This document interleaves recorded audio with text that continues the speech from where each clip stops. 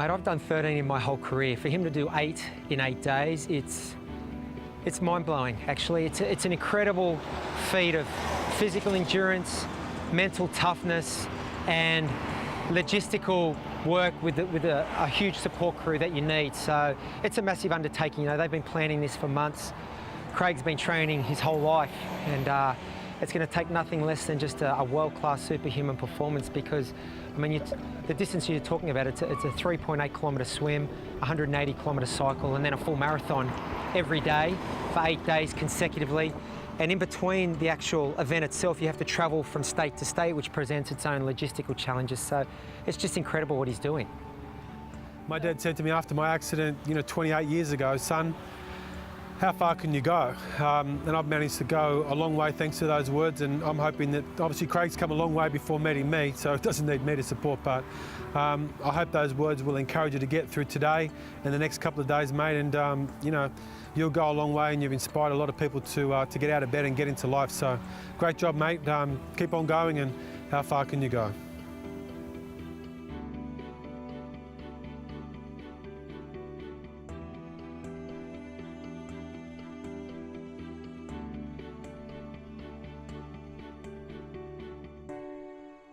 So Darwin was great. Arrived, yep, it was hot. We pretty much went straight to the presentation, the JMF presentation to little Samuel. And Samuel's a little 8-year-old boy that was born at, I think it was 23, 24 weeks. And we got there and we learnt about Samuel. So one Samuel's also the name of Lyndall's and my first, and our Sam was born at 33 weeks. So he was born 7 weeks early, and this little Samuel that we'd met, he was born, significantly earlier. And they were both, our Sam and this Sam are both 8 years old. And we're just like, geez, there's kind of just something in that. And we took that as a really positive sign. And those parents were just beautiful. They were really, really appreciative. And that wasn't from the work that I'd done, because we haven't even started our event. That was the work that, John McLean Foundation and Tony Burns had done prior. So to be able to give those guys a $10,000 check, it was just great. And then they came out in Darwin, and I saw them on the side of the road at the 35k mark when it was about 43 degrees. And it was once again a really well-timed moment, and just made me go, yep, you know what, 35 degrees, hot, or 45, whatever it was like, yeah, you know what, things are okay.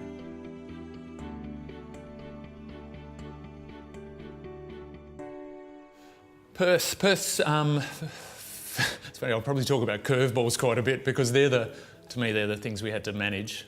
The swim, bike, run aspect was always going to be the easy part, like knowing what my body can do, or the trust I put in my body. The first curveball, I got my designated rider, because I didn't know the bike course too well. I knew where it went, but I didn't know how the bike paths kind of took us where we needed to go. So I got a message at midnight from my mate to say he'd had tonsillitis. So at that point it was like, okay, well, I knew we were going to have other riders with us early on the bike, and I basically just had hoped that they'd get me onto the path and point me in the right direction, and that's exactly what happened. And then they, Rod and Juliana and Claire and Rory, they only had 3 hours on their training plan. Well, they ended up doing the whole ride, so that was really good. And that was kind of like the people who stepped up in Darwin. That was another instance of people just going, yeah, you know what, I'm not going to leave Craig out here. We had to be at Perth Airport at 4 o'clock, which meant a sub 11 Ironman, which I knew I had physically in me. And once again, through smart choices from that point, we regrouped. The girls made sure they had lots of ice, and then we ran out to the airport and we finished at 10 to 4, and they presented me with a $1,000 check. So to me, Perth was almost a perfect day. It was an amazing day. So, and then jumped into the Virgin Lounge, and that was a classic moment. I remember hobbling in, and I still felt all right. And you go into the Virgin Lounge, they've got showers and stuff in there. So I remember being actually in under the shower, and we had stuff everywhere over the floor. There was bike kit and run kit and all sorts of wet clothes everywhere. And I heard them call the boarding, such and such boarding for Adelaide. And I was like, yeah, this is kind of how I thought it might happen. So anyway, we made it. I don't think we were last on, and all of a sudden, we were on our way to Adelaide. You know, we were in Perth. From the time we touched down to the time we took off, it was like 21 hours or something. So Perth was just an absolute whirlwind. It was great, and you know, Shane and Shannon were outstanding.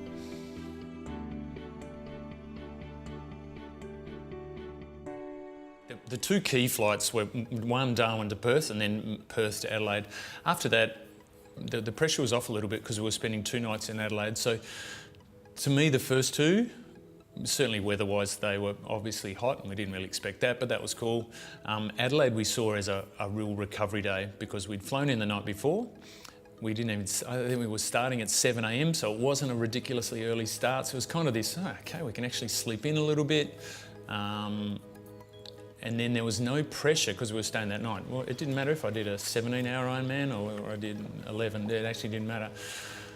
But we got hit with 35 degrees, so there was kind of this, you know what, once again, we didn't want to be out there for 16 hours because that's cooking you the whole time. So Adelaide, there was the biggest contingent, I guess, of people showing up. So I guess that ball, now looking back on it, that ball of momentum was building of people that were just starting to get involved. And I think at one point we had probably 10 riders in the bunch in Adelaide. You know, the guys were great. You know, Scotty Lampshire, who ended up coming to Melbourne. So he did the whole day. He was the first one to do the whole event with me. And then he came to Melbourne and did about 7/8 of it there. So, you know, those gestures of people stepping up and selflessly giving up their day and then driving across to Melbourne. I mean, that's stuff that will stay with me for a long time and a massive component of why we got it done.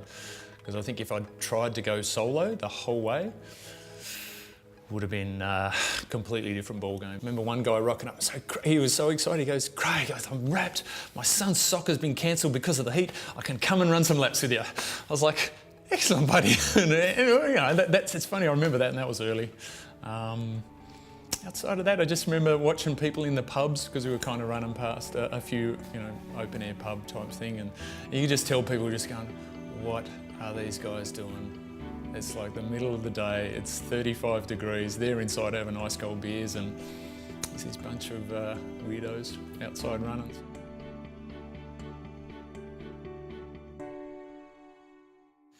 Yeah, so into Hobart, and Hobart was a late start. We didn't get to Hobart, I think, until landed at 10 a.m. By the time we got to the pool, it was probably 10:30, quarter to 11, and then there was an amazing reception at Hobart. It was really good. Lots of family and friends, and I was thoroughly looking forward to that side of, I guess, seeing all of those people, and also they're not used to seeing me race or compete. They don't get to do that often. But then also for me, training with some of my old training mates, and also training over the ground that I used to, you know, I did 4 Hawaii preps in Hobart. I have very fond memories of training around Hobart. They helped set me up in a way to be the athlete I am today these days. The number of hours I spent getting strong around those hills and all of that. So it was great to be flying into Hobart for that reason, certainly. Finished late after midnight, but there must have been 15, I'm going to say 15 people with me at the finish line, which that was very humbling to know that there were 15 people plus countless supporters on the side that were standing there, just happy to watch me jog around a 1K loop in the dark at Sandy Bay. So yeah, amazing experience. My memory is I didn't feel too bad in Hobart, but I know on the way home in the car, there was, that was, I guess, a point where I was like, yeah, this is not normal and not so good. So I just remember feeling actually really drunk. I couldn't focus on the lights. It was only about a 10 or a 15-minute drive to my sister's house. And my sister was driving me home, and I remember I said to her, Anna, I actually feel really drunk. And I just was like, this is not good. And I know I asked her to pull over because I actually felt not nauseous from the food I'd taken in, but because my head was spinning that much. So I knew that wasn't a great sign. And I know when I got home, or I got back to Anna's place, and I know I pretty much just was a little bit out of it, and I collapsed onto the bed, and I remember hearing Lyndall's and Anna's reaction to my feet when they kind of peeled the shoes off. Yeah, and I know I'm pretty sure Lyndall called Mitch, or I know she took photos of my feet. I've seen those. That was the first. So basically my feet had 4 days of I guess, being swollen because of the heat and being wet constantly because of the amount of water we were putting over me to keep me cool. So once again, not unexpected, but probably not to the extent, we just didn't expect mid-30s every day. So yeah, so that, like I said before, they weren't that sore. They were a little bit sore when we took the shoes off, but during the event, I don't remember them being that sore. It was just like they were there, and once they were wrapped and tight, they were okay.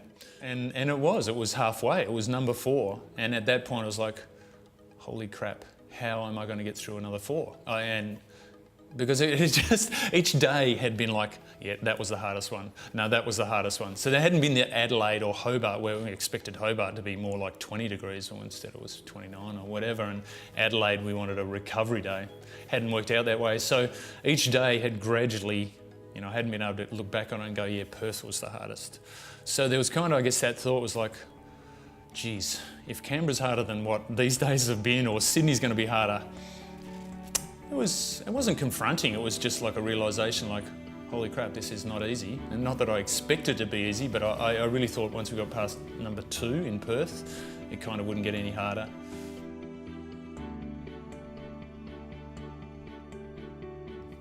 We'd arrived at the pool at Canberra, and I'd walked in and I was dragging my feet. I wasn't feeling sorry for myself, but I was just fatigued or whatever. But then I spotted Robbie and was introduced to Robbie Johnston, who's a 20-year-old boy he'd been hit while at uni studying medical science. So, sharp kid, and he'd been hit on a pedestrian crossing by a car. So I got to meet him, and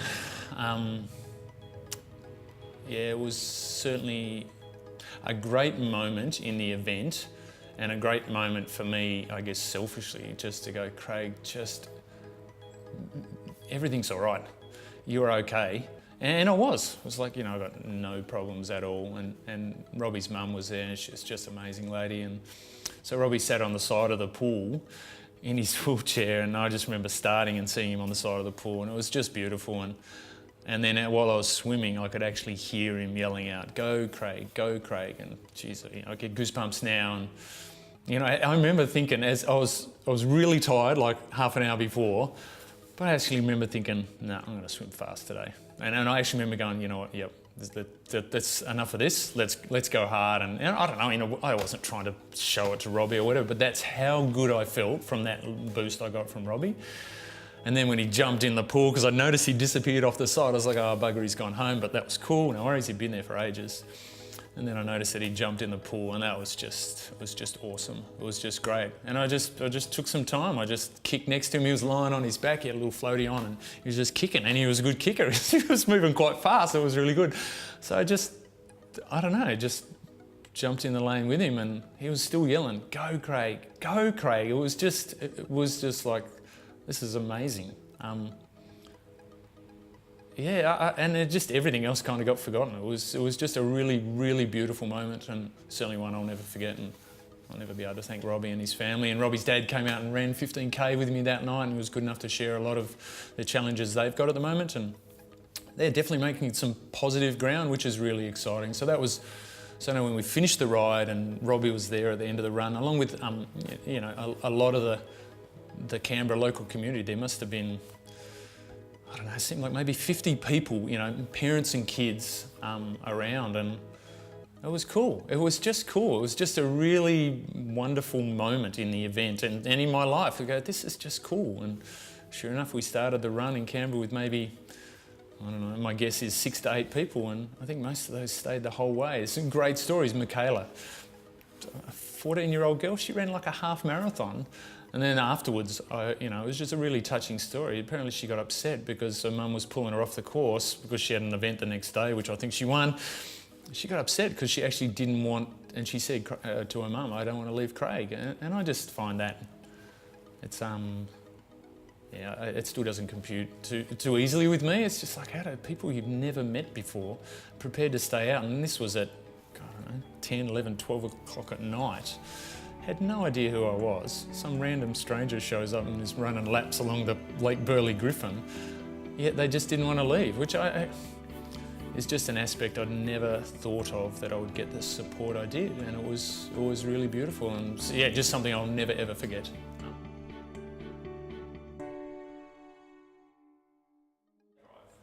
the drive from Canberra to Sydney.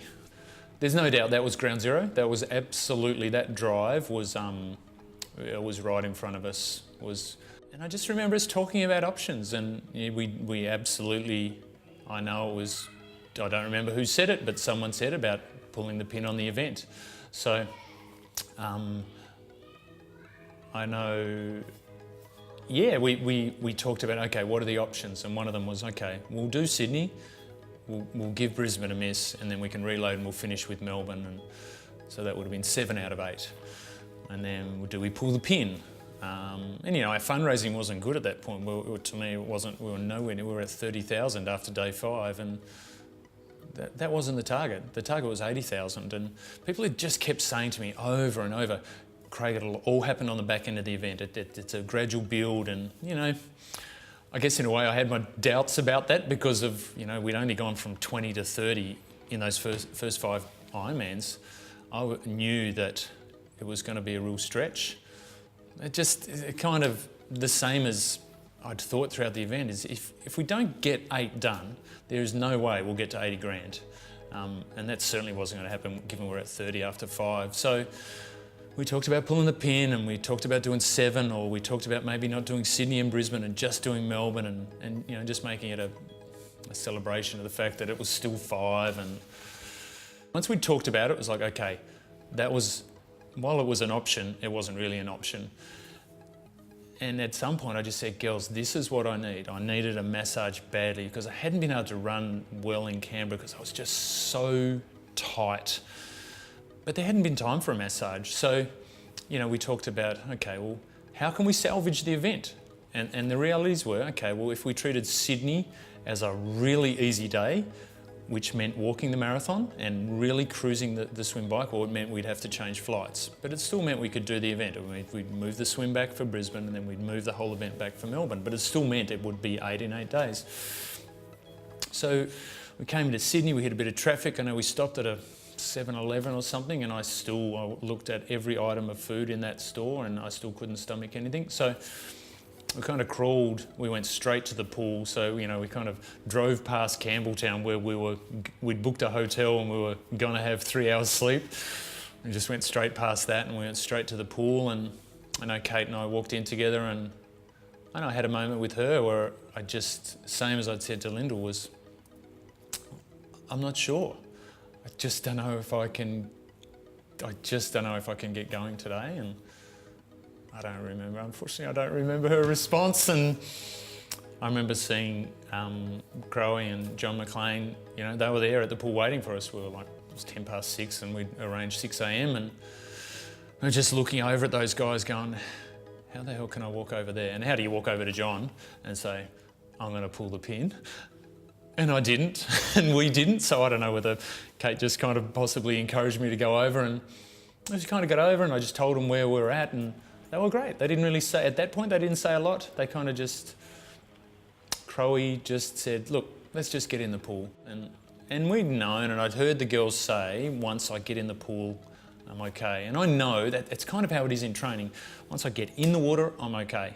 It's that from waking up to getting to the pool, to getting to pool deck, it's just a bit of a process, and that's how it had been on this day. Well, this process seemed to take like 4 hours to get to the pool deck. So, and once we jumped in, I don't remember a lot about that swim other than being dizzy, but you know, it was funny. It was like, it was so obvious. I'd come up from a tumble turn, and then Crowe kind of stopped me, he goes, you all right? And I goes, yeah, no, I'm just a bit dizzy. And he said, we'll stop tumble turning. I was like, that's a great idea. Obviously I hadn't been with it enough to think of that. So we stopped doing that, and then he just encouraged me to eat.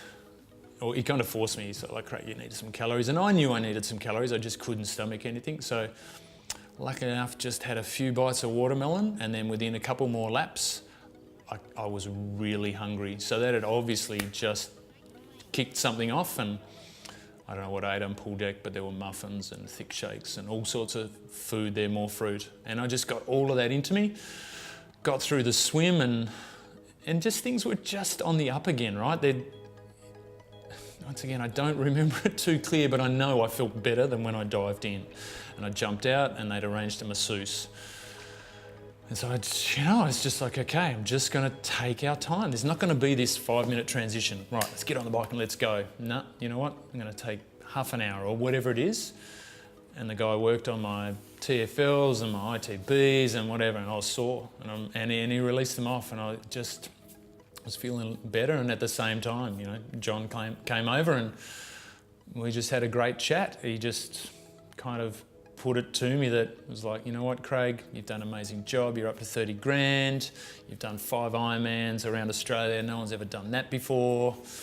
He goes, people are sympathising with you, or people understand where you're at. You've had 3 hours sleep in the last 3 days, or whatever it was. They know where you're at. And he just said, look, people will understand if you pull the pin. You've still done an amazing job. But there, somewhere in that mid-sentence, he also said, but, you could jump on the bike and you could just go 5 minutes down the road and see how you feel. And that's something I say to my athletes.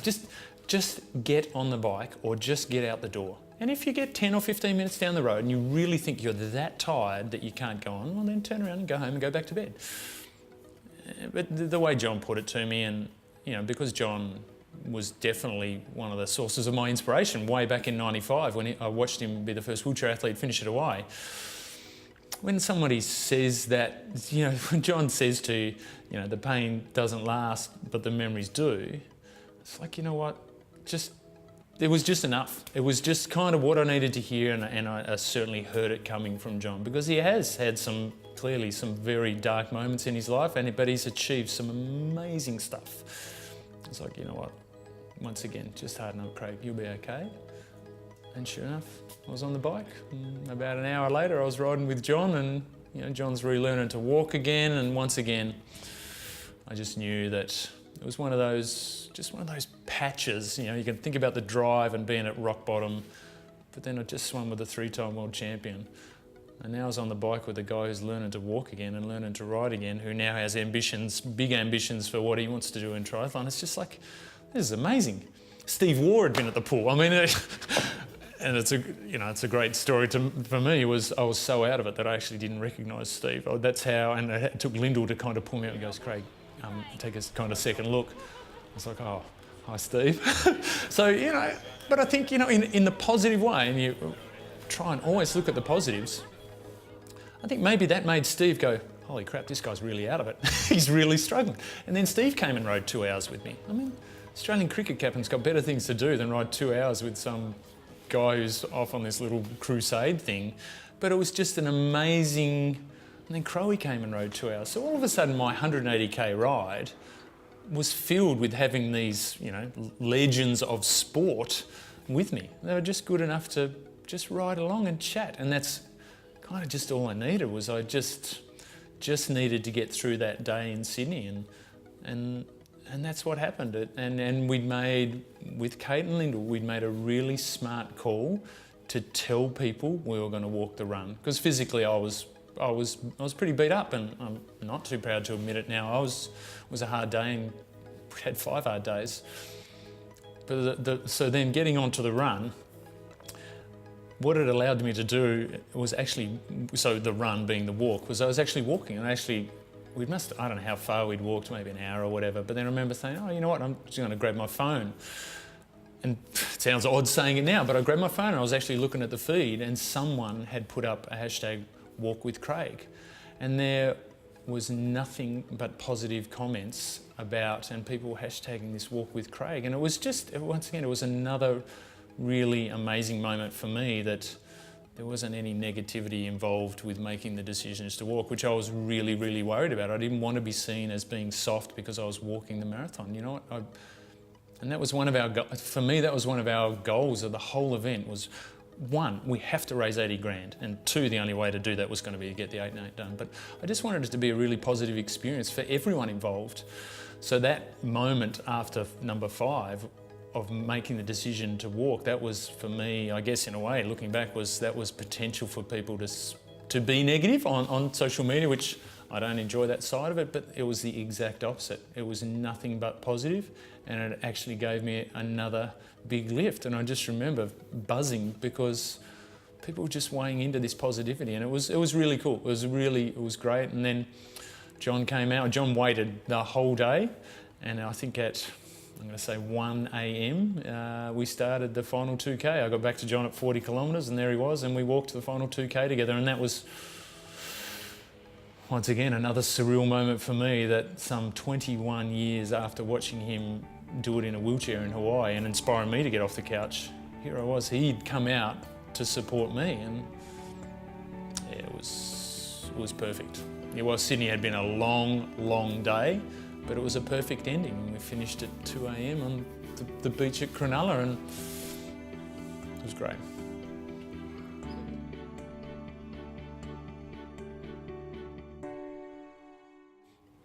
So again, I don't remember a lot about Brisbane. I remember doing the swim. There was a whole bunch of athletes there, and friends there had come up, and good numbers, and a few people swam with me.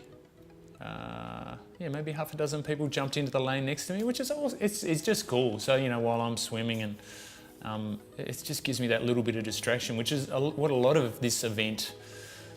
The success of this event was about distraction, because if I'm not thinking about how sore my toes are or legs are or whatever's sore, well, it means I'm covering kilometres. I'm not even realising it. So that was great. That was really good, Brisbane.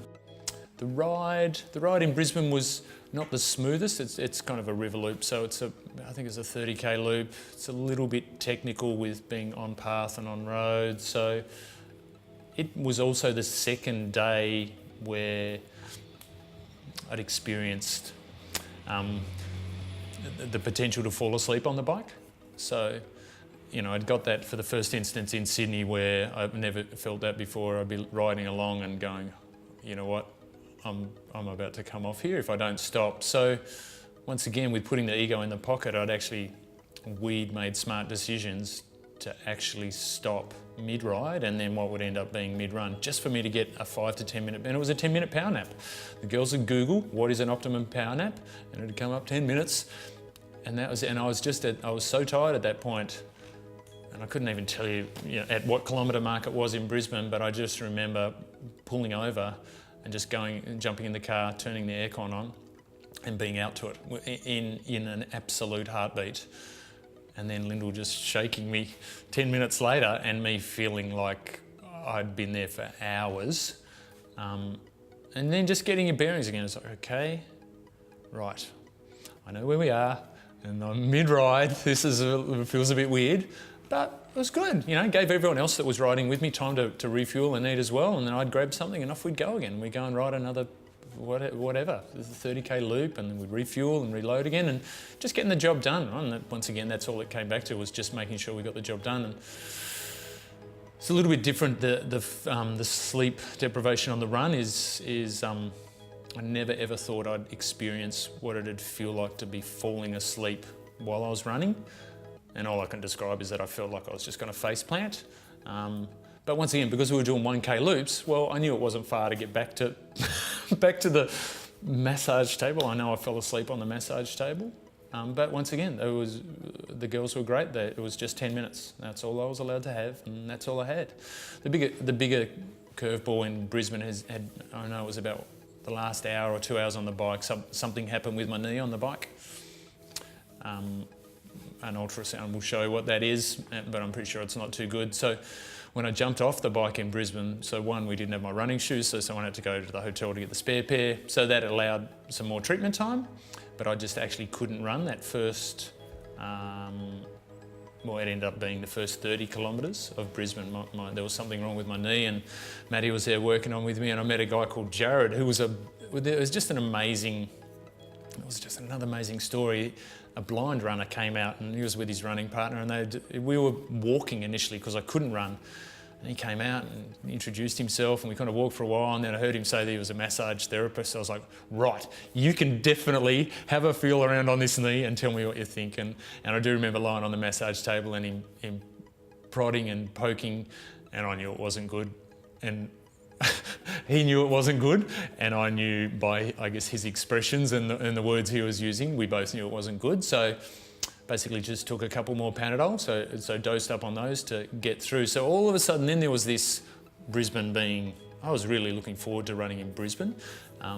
Brisbane, all of a sudden, we'd had a couple of delays, and sorry, and I forgot about Sarah, who came out from the Gold Coast. So she's a para athlete who has spina bifida, and she came out and rode the last, I think, 30k on the bike, you know, in her hand cycle on the ground. So that was great. It was really good. I know she stuck around for a little bit of the run as well, and yeah, it was inspiring for me to once again drive for 2 hours to come and see me and join in. It was really cool. So anyway, so we start the run, and I knew we were going to be tight on time, and that's kind of what happened. Luckily, the Panadol kicked in enough that I was able to jog the last portion, if you like, and we ended up finishing at 5:15 in the morning in Brisbane, walking around the streets in Brisbane trying to find kilometres. Once again, I had about 8 to 10 people with me, and yeah, I know I wasn't in too good a spot, and Krista, who's one of my athletes, who came down to Melbourne, which is amazing. She kind of said to me, "Yeah, Craig, you were just a shell." Probably one of the more confronting moments for me, or I guess moments of realisation, was I remember having almost a heated discussion with my mate who'd been there all night, and almost not heated with Lyndall, but Lyndall kind of made me realise what was going on. Was I had got myself into a state because I couldn't run like I wanted to. And I'd always, in the lead up, I'd always thought that 8in8 was more about the first 7, that Melbourne would always take care of itself. So in my head, I wanted to run Brisbane well, because I wanted it to, I guess, be a successful event, or not fast, but I wanted to finish it strongly. So I'd always had that number 7 was going to be the last one. In this discussion in the hotel room after the event, I actually said to my mate Julian and Lyndall, how disappointed I was that I couldn't run, that I'd let people down, and you know, and I know I wasn't thinking clearly, but they were like, "It's all right, Craig. You can run the last one today." And I just remember going, "What are you talking about?" And Lyndall was like, "Craig, it's okay. You can run today as fast as you want." And I was like, I couldn't work it out. And I remember thinking, something's not right. I can't, and that was just a sleep deprivation. But I remember, she's like, "Craig, you know you've still got number 8 in Melbourne to do today." And I'd been so focused on trying to run at Brisbane that I'd actually, I guess in my head, I'd just removed it because of the whole getting the first 7 done. And at that point, it clicked. I knew we had to be finished by 5:30 a.m. because we were going to the airport. I'd been telling people that, but I just couldn't join the dots. And she said, "No, Craig, you've still got one to do." And I just remember going, "Yep, I'm tired." And yeah, it was just, it was a moment. It was a moment that I probably never want to go through again.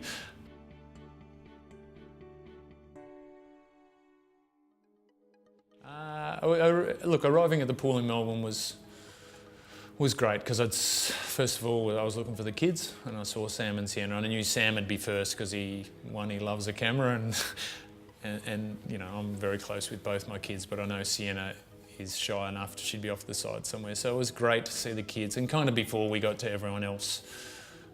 It was just, to me, it had always been a day I'd been looking forward to, because I'd always, in all my run training, I'd always thought about running the final piece with the kids. I'd always thought about that. In every run session I did, I just visualised the kids running next to me, and I knew we were closer to that. So to see the kids was part of that next step, I guess. And then, yeah, walk into the pool, and you know, I'm not exactly used to a big ovation or receptions. It was great. You know, Kate had done a great job in changing pool locations and organising it. And so, you know, we walked in, and you know, it was just that moment of, I guess for me, it was like, we are going to get this done. Everything's all right. You know, yeah, my toes were banged up, my knee was sore, but there was no way anything was going to stop me at that point. I don't know, but I do remember, and I remember thinking it early on in the swim. I was like, wow, this is actually going to come to an end. And I just, you know, for a lot of Melbourne, I remember thinking, I don't want this to finish. And then, yeah, physically I felt all right. I still felt all right. I actually felt like I was better than certainly what I'd been in Sydney and Brisbane. So, but you know, because I had, I don't know how many of my athletes, 20 or 30 athletes, and then another 20 or 30 friends around me. I think our bunch on the bike had like 50 people at one point, which how can you not feel amazing when you got that many people out showing support and people on the side of the road with banners? It was just amazing. So yeah, I won't say I thought about number 9, but I definitely didn't want number 8 to finish. So yeah, that was a great start.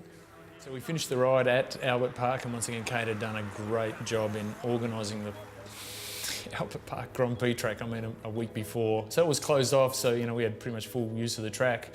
Finished the ride, couldn't tell you what time it was. But it was just a perfect Melbourne night. It wasn't cold, it wasn't hot. So in a way I remember thinking that, I was like, I'm really glad it's not 30 odd degrees. And once again, to me, it seemed like there was 30 or 40 people that were running with him, and it was just the perfect ending to the event, and I guess everything I wanted. I had all my family there. My parents had flown over from Tassie. I'd had athletes come from interstate. I had my close friends and athletes around me. It was just perfect. We're running up and down, Albert Park, which I run and ride around 3, 4, 5 times a week. So that whole, the finish line was 500 metres from my bed. So it was, once again, I keep saying how surreal it was, but it was the perfect finish for me.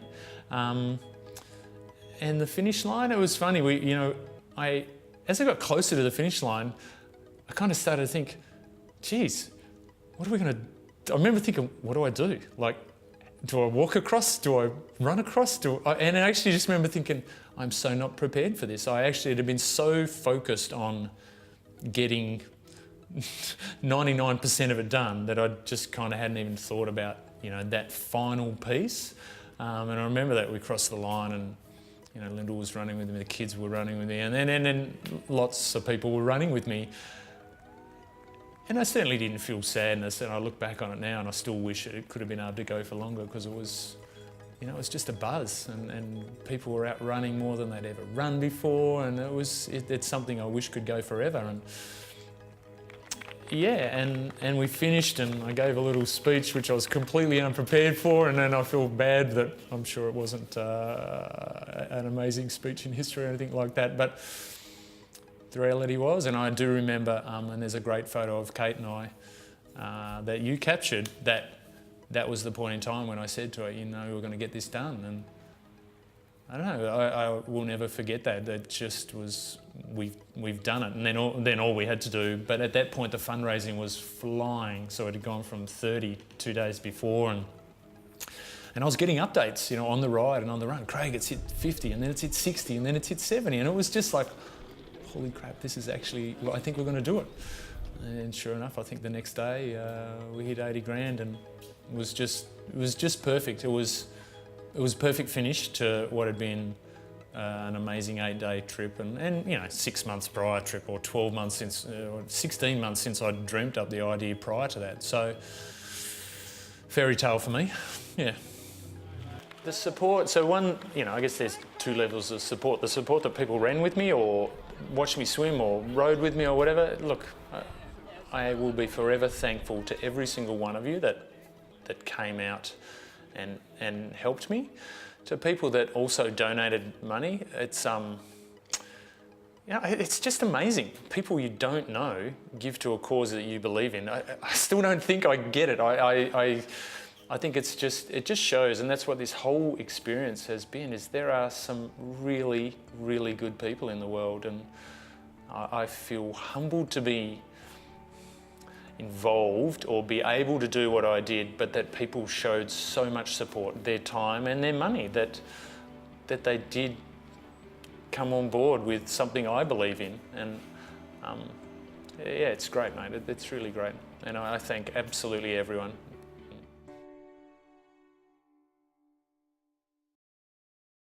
Craig Percival from Australia, you are an Ironman. No, check that. Craig Percival, you are an 8-time Ironman. Simply amazing, mate. 8 Ironmans in 8 days in 8 states and territories of Australia. Never been done. I doubt it'll be done again unless you do it. So Craig, in the true sense of the word, you are an Ironman. Well done, my friend.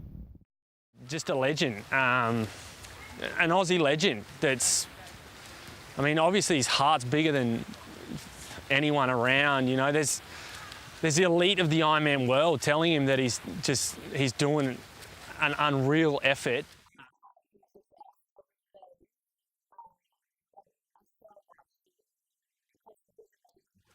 You know, going into my next Ironman, he'll definitely be there when I think about when I'm in pain that someone's done 8 in 8 days in 8 states. So yeah, although I've never officially met him, it's kind of, he'll still be there. I think about him when the going gets tough.